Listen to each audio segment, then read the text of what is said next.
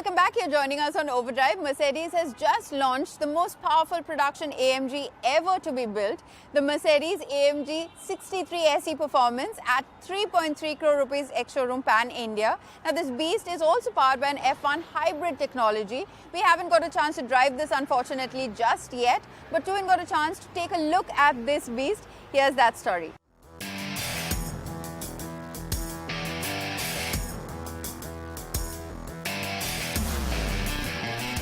When you think of a car that can do 0 to 100 kilometers an hour in 2.9 seconds, you're probably thinking of something low-slung, mid-engined, and probably even fully electric. But that's not necessarily correct, as the Mercedes-AMG GT 63 SE Performance proves.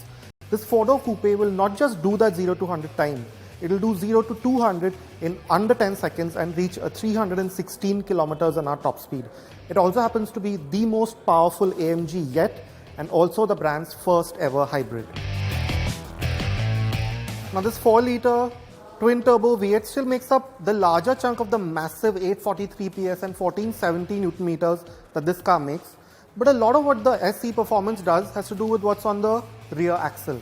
Now that's an electric motor that makes 204 PS and 320 Newton meters. It powers the rear wheels directly, and it's fed by a 6.1 kilowatt-hour battery pack. Again, that's also developed in-house completely by AMG. There's also a 2-speed gearbox which shifts into the second gear at 140 kilometers an hour, and the SE Performance will always give you electric power when you need it. It's not like a regular hybrid. It'll always have electric power at your disposal. The 6.1 kilowatt-hour battery pack gives you 12 kilometers of EV-only range and has been developed with inputs from AMG's F1 operation. It can charge and discharge rapidly because of this, and there's constant assistance up to 3000 RPM.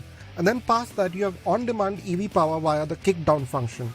There's also an LSD that manages all of this power, which can also be sent to the front wheels as needed. You also get AMG-specific air suspension, rear wheel steering, and carbon ceramic brakes. So now with this more complex powertrain, there have been some changes made to the inside of the GT63 SE Performance. To start with, you get the new AMG steering wheel, the really nice looking one, although we don't really like these capacitive buttons. But what we do like are these rotary dials. They have these very bright screens now.